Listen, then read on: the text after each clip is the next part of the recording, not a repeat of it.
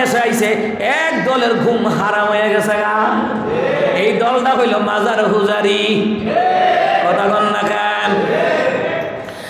মুসলমান ইমানদারা ঘুম হারাম। ওনার আগের ভিডিও নিয়ে গতকালকে দেখি ভাইরাল করে দিতেছে, ওনার আগের ভিডিও নিয়ে। আমার ওনারা কেমন থামানো যায়? থামাইতে পারতা না। আল্লাহ তাদেরকে ভালোবাসে, গোটা দুনিয়ার মুমিন মুসলমান তাদেরকে ভালোবাসে। সুবহানাল্লাহ। এটা হাদিসের কথা, মিশকাতুল মাসাবি, বুখারী মুসলিমের হাদিসে এসেছে।